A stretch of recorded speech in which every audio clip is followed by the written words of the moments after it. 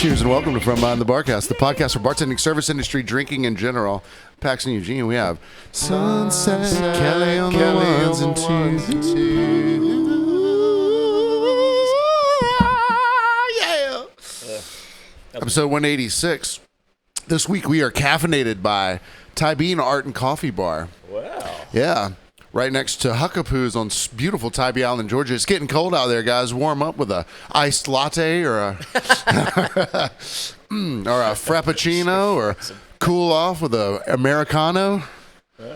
They always have they feature local art inside, so if you're in there getting caffeinated, maybe pick yourself up some art. Our other sponsor, Inferno Hot Sauce Emporium, across the street from Huckapoo's. Yeah. They did something pretty interesting this week. They put on a thing this week. So have you heard of Irish road bowling? Yiddish road bowling? Irish. No. What kind of material would they use for Yiddish road bowling? They were like, well, we'll throw some dirt. We're not throwing any valuable metals. Yeah. What if it falls in the water? What if we lose it? So Irish road bowling, if you're not familiar, if you're uninitiated, it's basically, I think it started as probably a little stone. And, the winding Irish dirt roads going through the pastures of Ireland, It's like golf. Okay. Except you're just whipping a rock about maybe double the size of or about like a cue ball. Okay. In billiards. All right. You whip it down the road, but the roads in Ireland, apparently, that they use for this, they kind of have embankments on the side, so sort of like bumpers in a bowling alley. Okay. And there's a particular distance. You start from one distance, and whoever takes the least amount of throws to get it over the line, something in that. All right. All right. So think of Tybee, and we have dirt roads.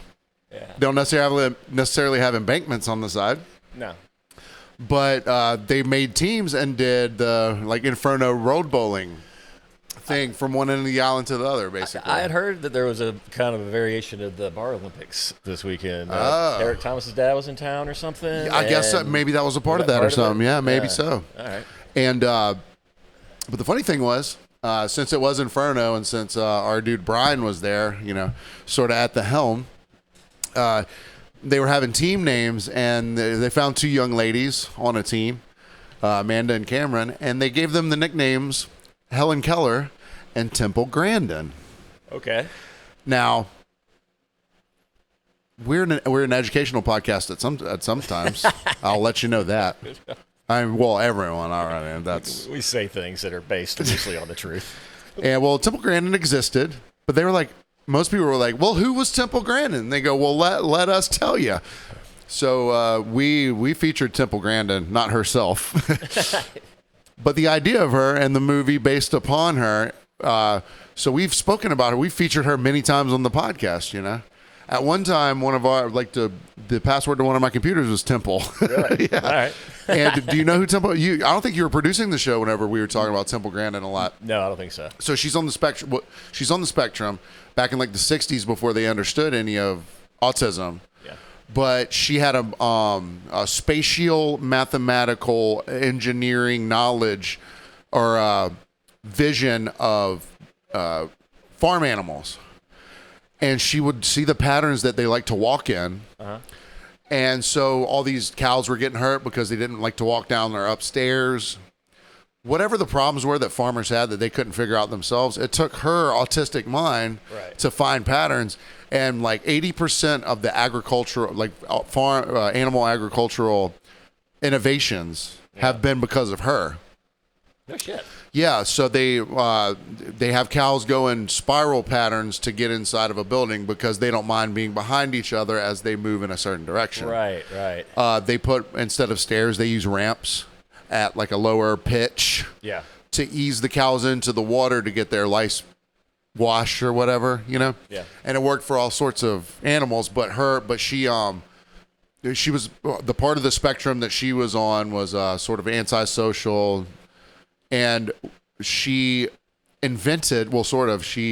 cross-invented, she would see that when they put cows in crushes, or what they're called, Okay. to lift them up to check their hooves. Oh, yeah. And like trim them off to make sure they're not infected and shit. Yeah. She saw that, and whenever she would get upset, she built her own cow crush because the weight and the pressure on her body, she's like, it feels like a big hug. Yeah. And it would calm her. Yeah. Kind of like those weighted blankets they have filled with a little sand. Same concept. It's like 10 pounds, 20 pounds. Thunder Buddy blankets for Right. dogs and shit. You know, Right. if you, for some reason, if the body feels pressure on it, then you have, it has a soothing. Yeah. So everyone knows who Helen Keller is, but they're like, well, who the hell is Temple Grandin? So not saying that From Behind the Barcast broke the story of Temple Grandin being a thing, but there's actually an HBO original motion picture about Temple Grandin in which Claire Danes plays Mrs. Temple Grandin, and every HBO movie ever made is good. Tell me it's not. No, you're not wrong. The Boy Who Could Fly? Let's go. Boy who could fly. Let's go. God, Tell me it's that was not. forever ago. Yeah, it's amazing. Tell me it's not. No, it's not. I mean, it is. No, it's not. This week again, we're back on the Rolling Rocks, baby. Dude, I went to Augusta. You found a plug for Rolling Rocks. Dude, it's a 30-pack, a big box of rocks. And I'm compelled. They're delightful. They're delicious. Yeah, they are. Especially the briny crispness of it. You know what it's much better than? So I've been doing some recording for a buddy of mine. You know, he comes by once or twice a week, and he enjoys drinking chelada beers. I saw those in the fridge. All right, well, I'll tell you the lore of those. Okay. So typically he comes down and he'll get, since he lives off island, when he comes for his recording sessions, he'll come get one very tall boy of some sort of chelada. Now, I had the idea that this chelada was tomato-based beer. Right. Yeah, right, exactly. So they didn't have his particular tall boy, but he went and found a 12-pack that had one rack of the flavor that he likes. Okay. So he drank the 3 of those, which would be the equivalent to a tall boy. But he won't drink anymore because he's got to drive off the island. He's a smart guy. Look at him. So he left the rest over here. Last Friday, so we'll get to the fight and all that stuff later. Yeah. But so he left the rest over here. So I was finishing up doing a little bit of mixing for what he had just recorded. And that was one of my most productive days ever in terms of exercise, rearranging house, recording someone, writing a song, all that shit. Yeah. I was like, I deserve a beer. The easiest rationalization ever. Easy, I've done man. something. I've done anything. No matter how small. Yes. I need a beer. I did a thing. Yeah. Sure, you know what that calls for. Yes. A cool chelada. No. So I grabbed the first one I see, which is lime and salt. Now, when I drink a Los Bravos by Terrapin or any Mexican lager in a can, which is what I prefer it in, Tecate, fucking whatever. Yeah. If it's a small can of Mexican beer, I'm putting, I don't know, 1.25 grams of salt on the top of it, squeezing a half a section of lime onto it, watching it foam up and chug it. You know, I love that. So I was like, well, they've already done the work for you, these chelada, this Madeo chelada people. It was the worst fucking tasting shit. Really? Artificial lime flavor. And I don't know how you can make artificial salt, but somehow they figured out the recipe to make salt taste like shit. You know what makes things taste good? Salt. You know why things taste good? Salt. Yeah. You ever had a potato without salt and then a potato with salt? Yes. Dude, kind of good. Potato chips without salt are the worst potato chips in the world. Do those even exist? They do. They do.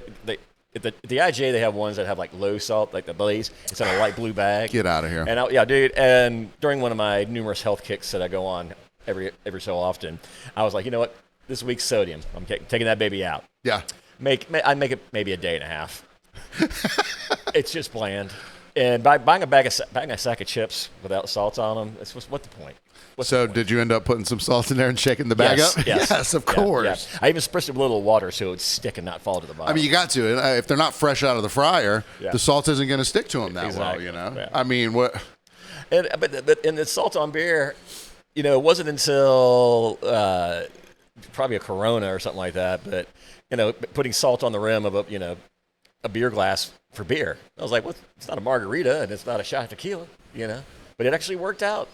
Sometimes it does, but I haven't tried any of those weird sriracha beers or anything like that. Okay, so then the next chilada's in there. Oh, and by the way, those chiladas are 3.4 alcohol. So they're pointless any goddamn way, right? They're not getting the job done. The other flavors was piña picante, which is pineapple and spice. I knew. It was manageable. But me, I was like, well, I definitely got to take an antacid before I even try this. Yeah. And then the other one I didn't even try. But the reason I got into, amongst many other things, Anthony Bourdain from the Travel Channel. Rest in peace. R.I.P. He did an episode where he was in like New Mexico. Maybe even real Mexico. Can't remember. Not old Mexico. Mid Mexico. I don't know.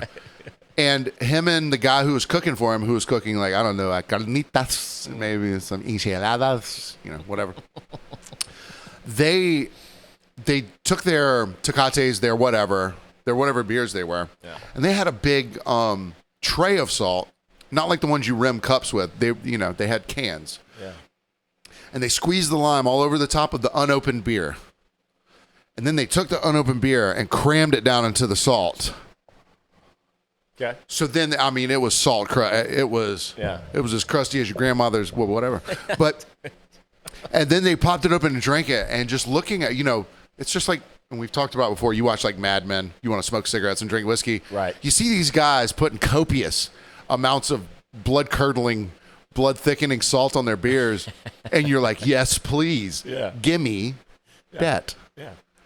Yeah, I mean, if they're that zealous about it, there's got to be something to it. And if Anthony Bourdain does it, and likes it, because if he didn't like it, he wouldn't bullshit you. Yeah, you tell you. Yeah, and the only other instance I've seen it in is the worst instance. It's like rednecks who have scorched their taste buds out for forever by smoking cigarettes and yelling obscenities and racist remarks.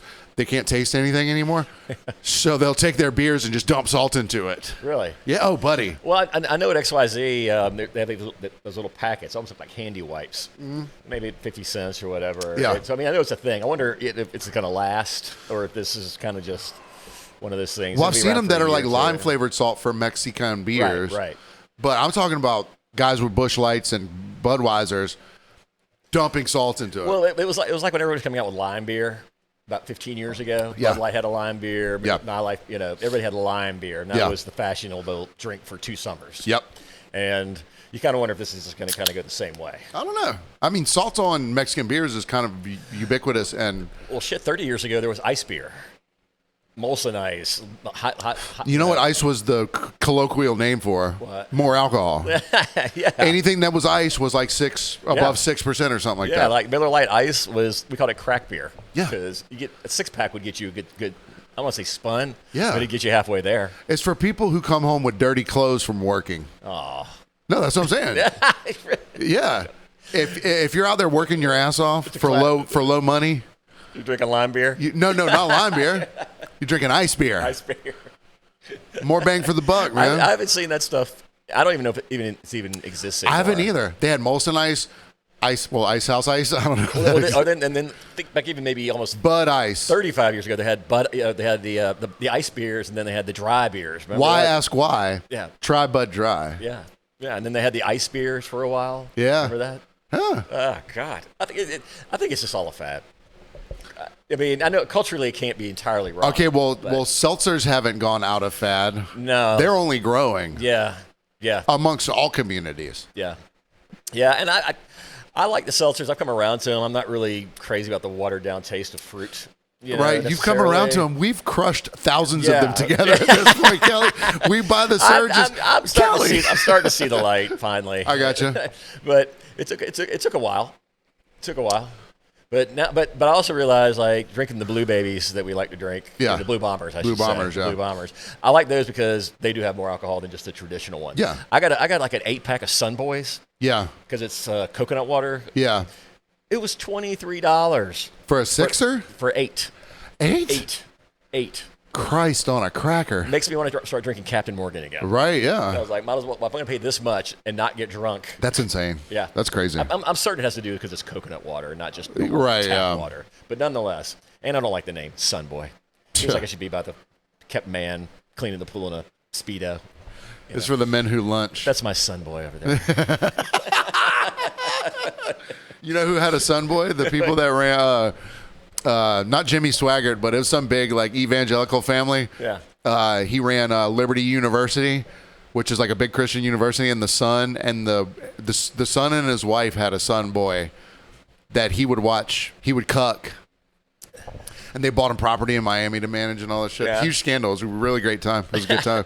Religion. It was a good time. Yeah.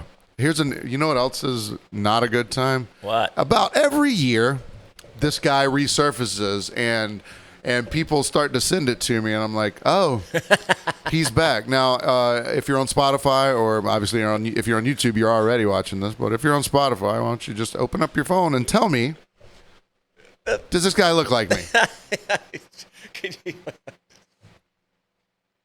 I think it looks just like you. I mean, it might just be the way the head's cocked and all that. Switch to me side by side. Oh, sorry. I mean, the hair's down almost. I mean, I had the beard. Well, I mean, the beard's not quite there. I mean, look, I'll admit, there's a passing resemblance. Hey, I get Chad Smith from the Red Hot Chili Peppers all the time. Shit.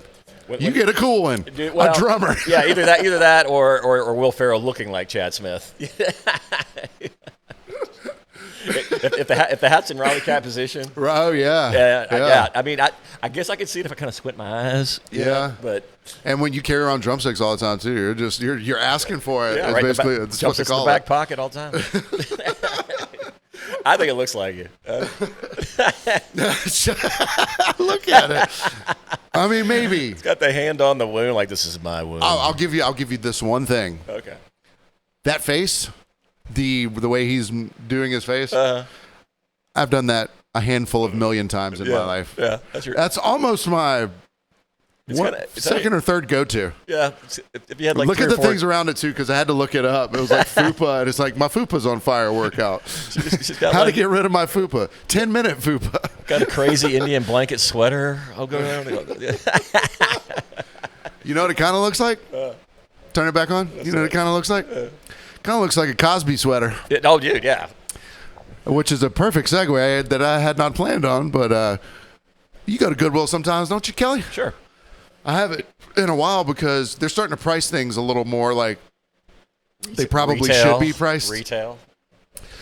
It's not Goodwill anymore. All the t-shirts should be a flat rate. All the pants should be a flat rate. Mm-hmm. So you used to be able to walk in there and get, depending on where you were, and which Goodwill you go to, there's some good, nice ticket items in there. Yeah. Not until I would typically go for t-shirts, and if some shorts jumped out at me, maybe. Okay. And if they were relatively newish, like you're putting your balls somewhere that's another man dead, but yeah, it's been a while. I mean, I go to Goodwill traditionally to find artifacts for like the house, okay, that kind of thing. I mean, I've coffee got mugs. I go there for unique little baubles, trinkets. Bric-a-brac. Yes, bric-a-brac. Bric-a-brac. Yeah.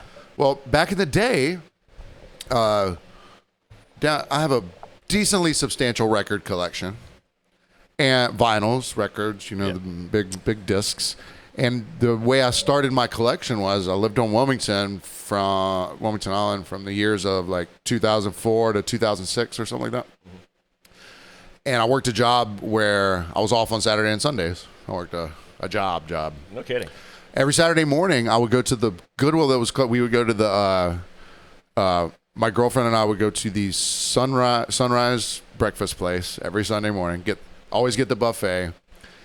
the servers knew that I wanted a big glass of water to begin with, and once I would drink all the water out of the water cup and all the ice was left, I would have them deliver me a milk that I could pour over the ice to have with my sweet course of the buffet. Because their buffet had, bacon, eggs, mini corn dogs, mini country fried goddamn steaks with gravy, hash browns, all those things. Yeah. So that would be my first course, the savory course. So then my second course would be I go get pancakes and fucking waffles and syrup and whatever. Yeah. And that's what I would have with my pairing, water with savory, milk with sweet. Yeah. So then we would head on over to the Goodwill. And back in those days, the records in Goodwill would be refurbished or replenished every other week almost. Oh, okay. All right. People were donating collections all the time. And a lot of the faff in there was like, this orchestra doing this thing, or like Benny Goodman, which there's some good Benny Goodman. Yeah, it's dinner music. Right, but that's mostly what it was. But then you would have 5 copies of Fleetwood Mac's Rumors because it's the best-selling album ever, sort of thing. But I found a lot of really great, hidden gems, not hidden gems, but. Well, it was hidden there. It was hidden there. Hidden gems there. Another gem there. So I bulked out a lot of my collection of really cool stuff. Like, you never found Zeppelin, but you would find Pink Floyd. Occasionally. Yeah, you wouldn't find, like, Cat Stevens, but you would find James Taylor. Yeah. Anyway, so I go back. I went to Goodwill the other day just for shits and giggles and to maybe get a new coffee mug. And I go in there, and I walk in, and I see the records have been replenished. There's actually records there. There's a lot. Okay. The very first one I see, it's Bill Cosby doing this. The smirk, the Bill Cosby smirk. The pudding look. The pudding, yeah. What's in the pudding look? And the name of this comedic album is called "It's True, It's True." Uh-huh. So I thought, well, that was some self-snitching a very long time ago. This record's from like the late 70s, early 80s, right? Yeah. That's not the end of the story. I flipped the record over. The very first song, it's The Woman's Fault.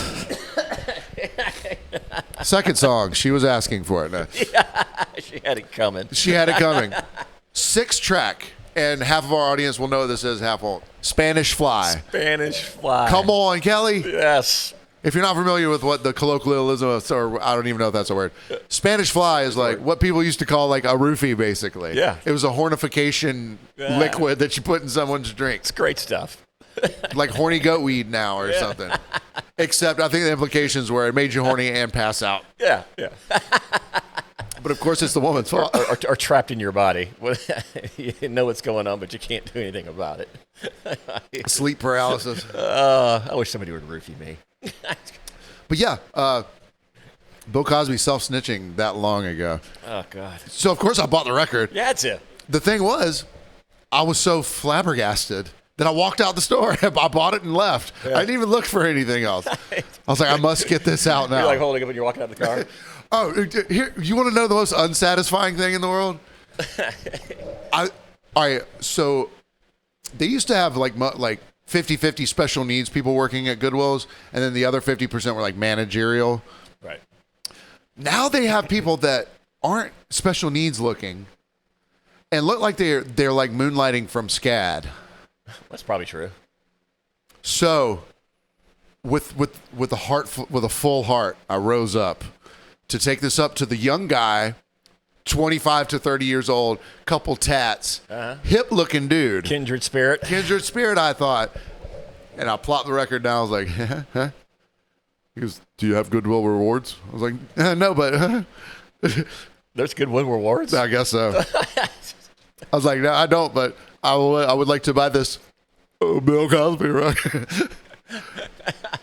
Have you seen the title? The Secret Perv Society. Wink, wink. The guy, he gave me nothing. No? Nothing. No recognition. Now, it's just another sale. It's just another sale. I'm not saying you got to pay attention to everyone that comes up, but I just thought, like, man, if I'm going to make anyone's day today as a retail worker. Yeah. But no. No, I'm sorry. But no, Kelly. No, well, trust me, my heart is still full. Okay. Because I got Mr. Cosby down there self-snitching. Are you going to listen to it? Of course. Okay. Yeah, it's got to be like a comedy record, right? Well, I'm certain it is, yeah. Yeah. I didn't know if you just had it for fashion. Well, because I showed it to someone else, they go, when did he do music? I was like, no, you got to understand. The Bill Cosby Orchestra. Before there were Netflix specials, Yeah. people made comedy albums. Yeah. That was the only way you could do anything, really. No. No, they didn't make. I mean, when's the last time when did you ever get like a VHS of a comedy special? You never did. You had to watch it on HBO. Well, I mean, Raw, Eddie Murphy, probably one of the first VHS tapes. Oh, really? Comedy-wise, I ever got. Okay, gotcha. And had a George Carlin one. Yeah. Broadway or something like that. But, 7 words you can't say on television. Yeah, something exactly. like that. Yeah. Well, from that era, there was a little band that was pretty popular. Ooh. They were called Iron Maiden. Iron Maiden, yeah. And yes. Killer Kelly over here went to go see him. Yes, I did. So let's hear about it a little bit. I mean, it wasn't like a wild night, with a litany of stories or anything like that. I know that. But we it's funny how the whole evening started off. We found this little Mexican restaurant right next to the hotel we were staying, and I wanted a Modelo. Getting back to the salt rim thing for a second and all that. And I thought I was going to get the Modelo in the little bottle, little bottle of Modelo. Yeah. I get that big mug, the one that's like man. 5 beers. Yeah. You can't possibly hope to finish. Yeah, right. And all that, which I had no intention of finishing because I've learned that I don't drink a lot of beer before concerts anymore because you spend too much time worrying about pissing. But trying to find a break in the action to go pee-pee. So we saw him up in Charlotte. And we saw him at the arena where the Hornets play. I can't remember the name of it. It's not like End Market, something like that, but it's named after something, probably some telecom thing. But place was packed. And what was pleasantly surprising was that there was a fair amount of women there. It's not like, they've curbed the whole just man thing, that kind of thing. There was a fair amount of men. Because I'm imagining concert T-shirts, long greasy hair. I mean, there's a fair amount of that too. Sure. Absolutely. I mean, black was in fashion that night, definitely. But we talked about music and all that and my adornment for jam bands and all that sort of stuff, but sometimes you just need some metal. You just need some goddamn metal.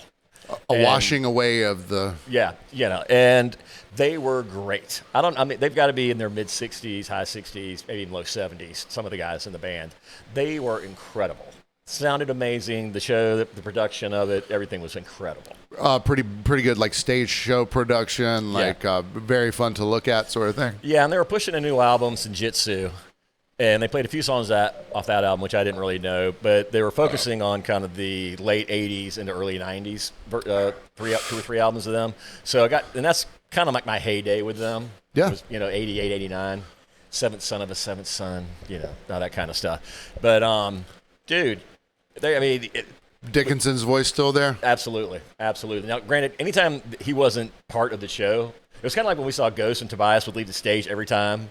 I'm not sure if he was back there doing something for his throat or whatever. But huffing oxygen? Yeah, but Dickinson, I'm pretty sure he probably was. A lozenge of some sort. Yeah. Something. He's not back there ripping rails. No.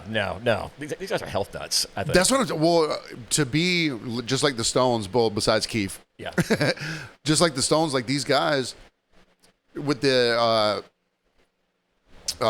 advancement of how we know how the human body works and how to take care of it, and how to use your instrument, your muscle as an instrument. Yeah, but you got to take care of yourself to be able to tour that long. But I've only seen them twice, and the first time was about 11 years ago when I first came to Tybee, and they were great back then. I saw them up at Lakewood outdoors, and they were great there. But so I didn't jump right on the wagon and download a bunch of their stuff. I downloaded a few songs, and then the tide kind of went out. But then leading up to the show, I kind of got back into them again, do a little refresher course, and they sound just as good live as they do recorded. The guitar players, Adrian Smith, and I think I can't remember. It doesn't matter. Blistering guitars. Yeah, absolutely incredible guitar playing. And then you got Steve Harris, basically the mastermind of this whole band up there, just foot on, the monitor the entire time. They've made the monitors a little lower and later on, but his foot is still on them. But dude, they're talking about doing a 50th anniversary tour, and if they go back out, I'll go see him again. Absolutely. But it was a great show, and I was talking to somebody in the Breezy a few days before I left, and they were just kind of like, Iron Maiden, I bet that's going to be an intense show, and probably a big mosh pit down in the front. And I was like, actually, they're not really like that. You know, a lot of people are like kind of hyper-focused, but oddly enough, during the song called Fear of the Dark, a little mini mosh pit breaks out in front of us. And it was only like 5 or 6 dudes getting it going. A mini mosh pit.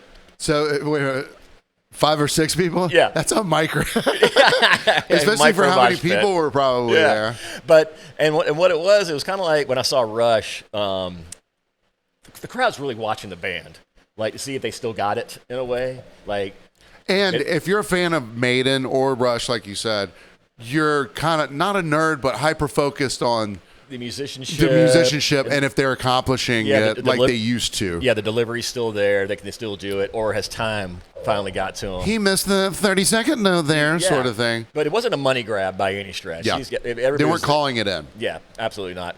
But this little mini mosh pit broke out in front of us, and nobody was really happy about it because people were watching the damn show. And that was the one thing. We were on the floor, maybe 2/3 of the way back, a nice sweet spot, dead center. But even as crowded as we were in there, nobody was touching anybody. Like, everybody had their space. There wasn't anybody, like, headbanging away, you know. Now, as I was looking up into the stands, you know, around the arena in the lower bowl and the upper bowl, you could see some people headbanging up there. It's okay to be respectful sometimes, you know. Yeah. People, there's this automatic sense or thing that people think that, like, heavy show equals chaos, people bumping into you, headbangers, mosh pits. Yeah. You got to think about Maiden, Iron Maiden, their fan base, the majority is 40, 50 and above. And that was like the rim of this mosh pit was a bunch of 60-year-old dudes who didn't want to get run into. Yeah. You're like, I'm here to watch a damn band, not fucking get my aggro. You know, they're doing the job for me. I don't need to go slamming into somebody. But I was just telling somebody a few days before, like, no, this is not that kind of band. Right, yeah. No, maybe over in Europe at some rock festival, you know, maybe. I mean, you were right, though. There's only 5 guys in the micro pit. Yeah, and it got shut down, like, within 30 seconds. Like, everybody around these guys were, like, shoving them, but not, like, etiquette shove. Yeah, not like, hey, we're in this together, shove. Yeah, like, get the fuck off me. Knock it the fuck off. And they did. But none of the security came out. I was waiting for that, but I was waiting for security to come, but it never got to that thing. But even in a packed show, you weren't shoulder to shoulder smelling. And if you did smell some of those people, they probably didn't smell as bad as kids normally do. No. But it smelled like Drakkar Noir. It was a very polite, respectful and gold chains. Crowd. Yeah, I like that. It really was. We kind of miss that because a lot of the bands that you and I go see are skewed. The fan base, at least, is skewed a little younger. Yeah. Or even if it's not the particular shows, the festivals we attend to see those bands. Yeah. The clientele is, aged a little lower, so they're not assholes. They don't have the spatial and self-awareness. Yeah. That someone and you don't know until someone tells you you're being an asshole. Yeah, because you got a giant backpack, you can't feel who it's hitting. Yeah, it's like, hey kid, you got to remember, you got a foot off the back of your back. Right, and don't give me this. Well, I'm just raging, man. I'm just raging. I need my space. I was like, no, you need like a field or a yard to do this in. Not where we're packed. Guess what, buddy? I'm raging too. You know how many substances I got in my head right now? Yeah. Am I doing that? Yeah, but it was a great show. It was one that I needed, frankly. I'll be honest with you. It's been a cleansing of the soul. Yeah, I mean, last month, it's kind of been a bumpy ride.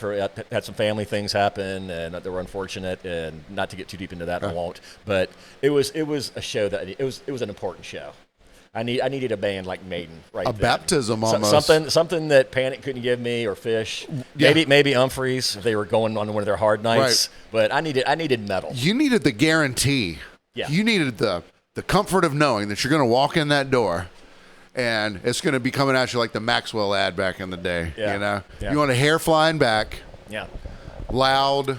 Yeah, we had an over-under on how many times Bruce Dickinson, the singer, was going to say, I can't hear you, Charlotte. Yeah, right. Let me hear your voices, Charlotte. And how many? 0. 3. 3, okay. 3. And then he'd kind of do things like if we weren't responding enough, he'd be like, Charlotte. terribly troubled to have to say this Yeah. again, but Charlotte, where are you? Yeah, exactly. But It would be terrible if we had to stop the show if you won't. But if you're not going to applaud. But it was the quintessential showmanship you get at a metal concert. I mean, it wasn't like they all had spiked gauntlets on their arms and all, but it was metal. Yeah, It was metal. Did they have a big plane up there or anything like that? No, they didn't play Aces High. I was hoping that they basically had like these large tapestries that would slide off depending on the era or the album. Cool. That kind of thing. That's So great. they went through like 9 of them, and it encompassed the whole back of the stage. Dang. Yeah, and then the back of the stage was like one big riser all the way around behind the drum set. Okay. So Bruce is up there, patrolling back and forth a lot, like he likes to do. Oh, dude, I mean, but one of the best frontmen ever for that style of music, anyway. And then, depending on what they were doing, probably if they were tuning guitars between songs, it took a little while because Bruce would get up there and start talking to the crowd, but it was like just nonsense. Little woman here, isn't it tonight? Oh, really? He wasn't like, what do you think about Brexit? Yeah, exactly. Yeah, but little stuff like that. But you're like, bing, bing, bing, bing. Which bing, one of bing, you voted for Donald Trump, you wankers? Almost. Yeah. But they never go that political. But what I No, like, but just the non sequitur shit like that. Yeah. Like, But what not I- like, oh, we rocking out today. Yeah, but I'm not sure. I don't think they're like a straight lace band as far as none of them imbibe on anything. But what I heard was really cool about them is apparently wherever like Bruce flies their plane. Like he's Yeah. a licensed pilot, Yeah. 747s. He's been doing it for a while. Yeah. But what my buddy Michael was telling me is that whatever town they go to, they pick up a scrub game of soccer. They can go to like a YMCA and play against kids. Yeah. Or go to a field and there's just a few people out there playing, and they apparently try to drum up a soccer game in every town they go to. Well, we're going to play the footy in this city. Yeah, so apparently that's a really big deal with them. That's great. But, yeah, I thought so too. And I imagine all the kids that would actually be playing with them be like, who are these guys? Exactly, have no clue outside of they talk funny. Yeah. But I thought Where are you from? But they were great. They were absolutely great, and we had gotten the tickets last November, so it was a year in the making. And I even told my buddy Mike, I was just like, this gives me another year to want to stay alive. And how many times we've looked forward to shows for a long time and then they get canceled and shit like that? Yeah. You're kind of on pins and needles. And I'm not going to lie, I had to go to Augusta the following day, and there was a little melancholy that inevitably sets in after a festival or a concert you've been looking forward to. It's almost better to like have it sprung on you, like, hey, surprise, we're going here tonight. Right. Because there's no like that anticipation all the the way. lead up. And then when it's over, like the adrenaline has just left your body. Yeah, yeah. It's a weird feeling. Whether you imbibe substances or not. Yeah. Like just the emotional toll it takes on you. We drank a little beer. We did a couple shots of tequila before we went in. Tequila's kind of my new thing. Not my new thing, but it gets the job done. I don't have to drink 3 beers. That kind of stuff. But it wasn't the same as leaving. I mean, well, it was you weren't ingesting as much as you would at like a festival and shit like that. Yeah. But still, the emotion. It's just like, oh, you got to be fucked up to go to these shows and shit. I'm like, No. no, you don't. No, you I don't. wouldn't go if I didn't already. And I've said that argument. You know what makes music worse? If it's not good and you're fucked up. Yeah. It does not make it better. No, it makes it worse. I've definitely had this conversation with people where, for whatever reason, we didn't have the drugs we wanted or thought we were going to bring or whatever, that kind of shit. And I always kind of like remind everybody, like, we're going for the music, right? I mean, you like the band, right? Yeah. I mean, if you need to be like totally mind altered every time you see live music, then that's your issue. I don't think you like music very much. But I've definitely, listened back to songs after a show to be like, all right, was it the drugs? Was it that good a take on that? As I thought it was, right. that kind of thing.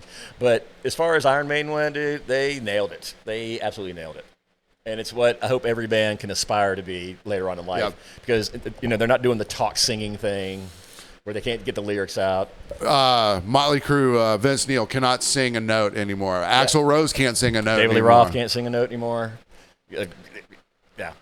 They were great. Well, at least it wasn't a letdown. Now, people are going to say that the Tyson fight with Jake Paul was some sort of letdown.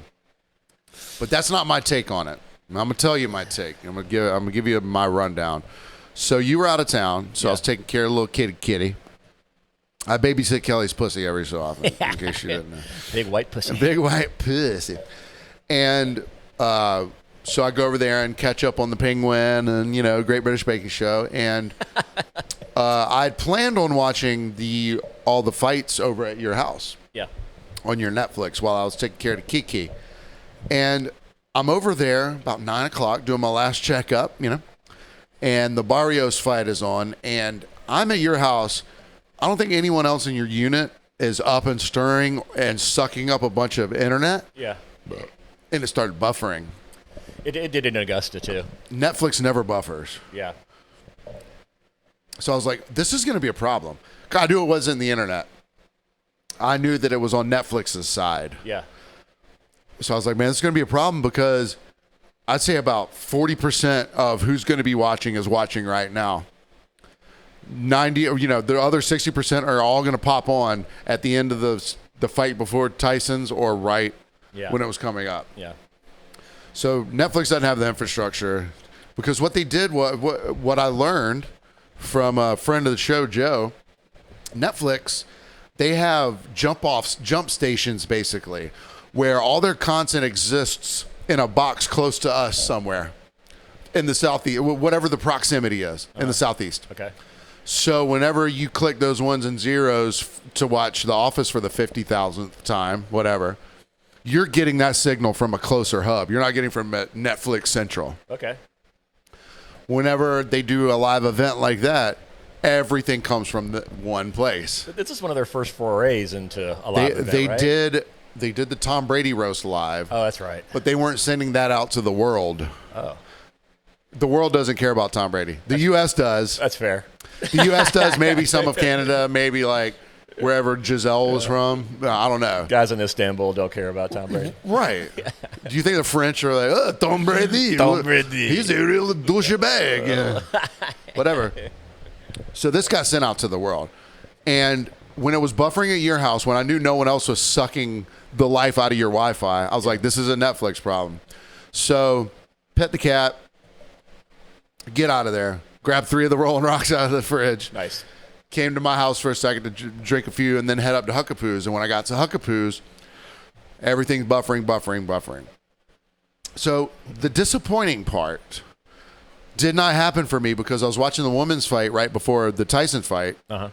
And I was like, you know what kind of is disappointing? This is going to be the best fight of the night, the women's fight. Yeah. Because, it was a battle. It was a war. I didn't get to see it because my nephew came over to Mom's house and we had it. We put it up, and he bought Netflix for one day. I think that the lowest package is $7 one, whatever. Yeah. He's going to cancel it tomorrow. Probably already has. But we were able to watch the first couple fights, and the fight before the ladies was amazing. Those guys beat the crap out of each other. And the women's fight was coming on, and I forgot about the undercard factor.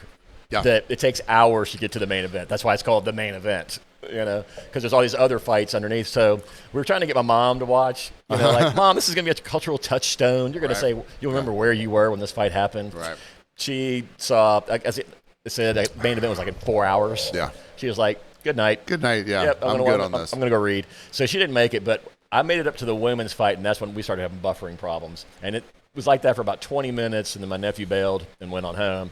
And I kept it on for about another 10 minutes. And frankly, I was just tired. Yeah. And so I didn't get to see the actual fight. So I slept right through it. Not that I'm a clairvoyant or a sage, but exactly what I thought would happen.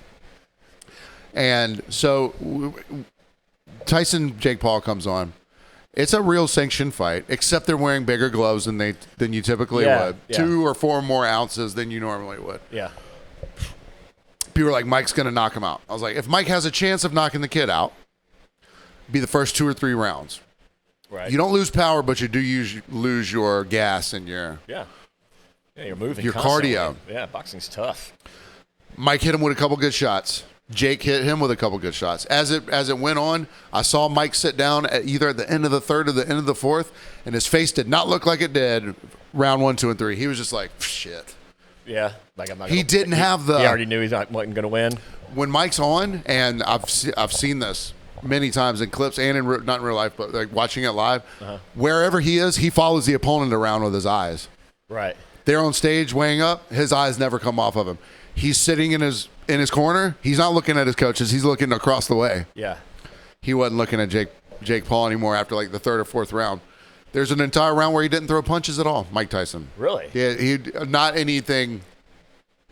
It always kind of smacked as a glorified exhibition to me anyway. I mean, a money grab, whatever the hell you want to call it. But here's the takeaway, though. Mike lasted 8 2-minute rounds with a guy 30 years his junior. Right. Jake Paul, a brilliant marketer, a good-looking kid from Cleveland, Ohio. Him and his brother moved out to L.A., made their own money doing stupid fucking YouTube videos, but they did their thing. Yeah. They don't come from money. They did their thing. Yeah. Jake Paul knows everyone hates him. And he plays the heel really well. He's like, I'm going to knock that old man out. He's not a champion, all this shit. He doesn't really think that. No. The way he acted at the end of the fight and the respect that he gave Mike, he didn't really feel that way. Yeah. But if he's got that opportunity, you never let the truth get in the way of a good story, brother. Well, it was like Mike smacking him at the weigh-in, you know? 100%. I mean, you knew that. I mean, they were both, I'm not saying they were both on board with it, but, you know, the over-under on that was pretty obvious that it was going to happen. Yeah, right. You know, because this shit happens all the time during weigh-ins. Yeah. You know? So, I think, Paul made like $40 million? 40 million, Mike made 20. 20. Yeah, right. well, and that's just the purse. There's no telling. Oh, okay. But I was, you know, I'm not sure either one of them needs the money that bad.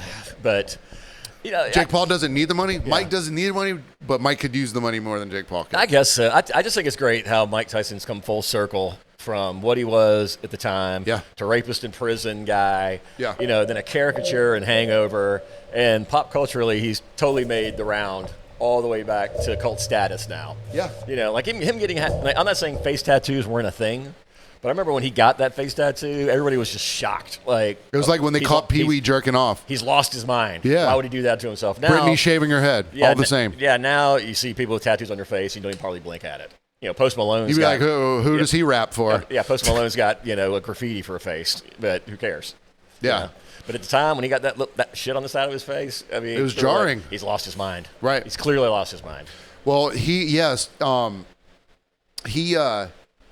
Mike has come so far from like the guy was like, I just want to eat his children and kill them, you know, whatever. Yeah. And then the Mike trying to be like, my style is impregnable, you know, trying to be pseudo smart, you know. To then 10 years of just get straight smoking blunts. And then starting to do podcasts, and then he's like, well, what I found is a lot of inner peace that I don't normally have. Yeah. So then he had something to training, exercising.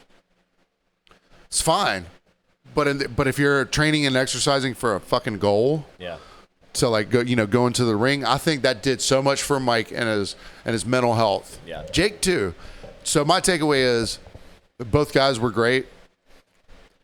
If you expected something different from that fight, there might have been a fluke knockout, of course. Right.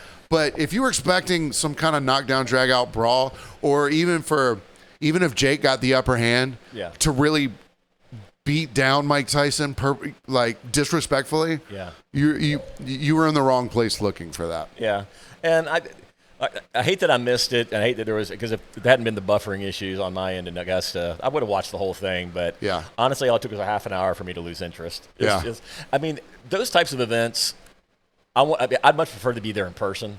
Watching it on TV, I mean, you could say apply it to soccer or any number of sports. Like, well, if you're not there, it's not quite the same and all that. And I think boxing is kind of in that vein with me, because I went to Olympic boxing back in '96. They held it at the Georgia Tech basketball arena. It was incredible. Really? I mean, dude, seeing it in person is so much more visceral than watching it on TV. Hearing the shots. Yeah. Especially, and we had. Yeah, I saw Al Seeger downtown Savannah one time, and it was for ESPN, but they shot it on River Street, like outside. It was cool. Yeah. And you hear, the shuffling. Yeah. Exactly. Exactly. Crunch. The video game noises. Yeah. Speaking of training for stuff, like I was telling you earlier downstairs, I had trouble putting my socks on the other day, and it made me feel like shit. Was it a balance thing or a? No, I was sitting on the edge of my bed. Oh. It was a loin bending over, reaching the socks thing. So I immediately rolled onto the ground and started doing like some plyo, push-ups, some planking, whatever. Yeah. And that was last Sunday. So that Monday before the podcast, I was like, things are changing this week. So every day I've been getting up, and my circadian just happened to cycle around to where I'm in bed at 11-ish and I'm up by 7-ish. That's a big difference. Yeah. I kind of wrecked it a little bit going back to work this weekend. But Monday through Friday, every day of the week, I did 2 days of something. Nice. Okay. And so it took the motivation of being so fucking fat. It's hard to put socks on. Okay. So I was doing that, but I was going to the park every morning, JC Park, really close to us, and I would do sprint walks, sprint 10 seconds or so, or as long as I could, walk until I felt better, sprint again. Yeah. So out of the 5 days a week that I went there, 5 mornings I went, I was wearing different clothes sometimes, you know, and Oh, that's good. and I was probably viewed as. Oh, shit. Karen Of the week. It's the Karen of the week. It's the Karen Dun, of dun. the week. Oh, shit. Should write down 54. 50. Yeah, whatever. I got it. I'll remember. 50. 50. I was wearing different clothes for some of these adventures out there. You know, I have like 3 sets of sweatpants. I don't know if you know this about me. It's pretty easy for me to break a sweat. No, really. I wash clothes literally every day. I thought you just showered a lot. A lot. dude, and, that and, too. and don't towel off. I have to wash clothes every day. So each day I would go out there. I wasn't wearing different stuff every day, but, you know, the outfits changed. Okay. So one day I'm out there, and I'm in the vest, the Columbia vest that you got me. Oh, nice. Okay? One day I'm out there, I'm in my metal hoodie, you know, the black one. It was just a metal hoodie, but every time I'm out there, I've got sweatpants on, okay? I'm out there with the metal hoodie. I'm running around doing my thing, and a lady's out there with her dog off the leash. She looks, sees me, looks down at the dog, says, dog's fine. Right? Okay.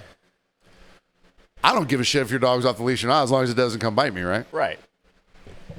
Next day, I'm out there running. I have that Columbia vest on, or whatever, LL Bean, whatever it is. Yeah. You look a certain way when you wear that style of vest, am I right? Yeah, you do. Very same lady. I come running up, dog off the leash. She takes one look at me and snatches it by the neck and puts it on the leash. Really? Thinking I was going to be a Karen about it. Oh, God.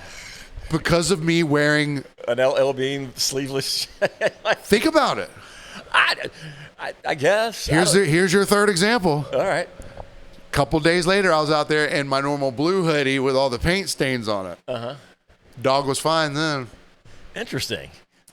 I thought the needle would swing the other way. Like, well, this is If a man. I looked like an angry metalhead, then I would give a shit about the dog. Nah, somebody, I don't know, maybe somebody would kick the dog, maybe, you know? Well, the dog was like, it sort of looked like literally a mix between the 2 nicest dogs possible, like a Labrador and a Golden Retriever, Yeah. you know? So it wasn't going to run over and get me. I'm like, regardless of what I'm wearing, I don't care about your dog. And if it's well behaved and it's off the leash in a goddamn park, it's Yeah. fine. Yeah. But the vest, they thought I was the Karen. They're like, put him on the leash. You're wearing an LL Bean vest, you're code enforcement all of a sudden. That guy's well dressed. Look out! Holy shit! He's gonna complain to somebody. His outerwear does not have sleeves on it. Is that? It says LL Bean. Leash him up. Oh God, I hate that. You know, I could be either driving breezy or driving my own car, and you're passing somebody, and I see you're walking a dog, and I can see maybe you have an extend a leash, one of those ones that goes out like a fishing pole, that kind of thing, or fishing line. But they stop everything and pull the dog like 4 feet into someone's yard. Like, I'm hauling ass down the road. I'm crawling at idle speed. Yeah. I see you. I see your dog. Your dog could lunge because some dogs don't like cars. I get all that. But it's like when somebody's having their kid, and kids can dash out in the traffic. Yeah. But then they like pull them so far aside, like I'm coming down the road like a maniac. Yeah. And I'm going to say like run their kid over. And the same thing with someone's dog. They pull them so far out of the way, you know. Now, either it's because they know their dog doesn't like cars, or it's like this maniac. We don't trust those things. Yeah, it's a breezy driver. And then He's there's going crazy. Then there's the opposite of that, where I've seen people walking their dogs. They will not make way for any goddamn thing. Yeah, that does happen too. And those are like the really old dogs that are just like, they're like, we're not moving for shit. I'm not trying to get this. Yeah, they breathe. You can see dust coming out of their mouth or Well, it's funny you say. Funny you say. You driving like a maniac, Kelly. Oh God. Because this week on the Tybee Blotter, Oh boy. here we go. Sunday, November 10th, 2024, officers responded to the post office area in reference of a possible assault. Ooh, intriguing. While speaking with our team, the caller stated that while leaving a local bar, he spotted a group of people getting into the back seat of a taxi. This is the caller that got into the seat. Okay. The guy that called the cops. At the time, he jumped into the front passenger seat and asked to tag along to another bar. The caller further stated that during the course of the ride, the group of people in the back had began to insult him by insisting he wasn't a real Tybee Island local. In response, he called one of the women a carpet bagger and told the entire group, say it with me, you ain't Tybee. Ah, fantastic. So spreading like wildfire. This allegedly angered the backseat batch. One letter off from what he actually called us. Backseat batch, resulting in one of them pulling, and one of them allegedly pulling the caller's hair. Oh, officers then spoke with the passengers of the taxi, who insisted that the caller, the person riding in the front, had been aggressive towards them the entire ride and that no one touched his hair. A report was filed and the two parties went their separate ways. Well, guess what? Dear listeners. Dear listeners. Guess who was driving that car which this incident happened in? That's right, Sunset Kelly. And guess who's going to tell you that story if you subscribe to the Patreon coming up next. All right, guys, we love you. Kelly, good job this week. If you want to check us out, we're on Instagram. We are on YouTube, Spotify, wherever you get your podcasts. And if you want to hear the rest of the story of Kelly and the cab ride, check out Patreon, patreon.com/FromBehindTheBarcast. We'll see y'all next week.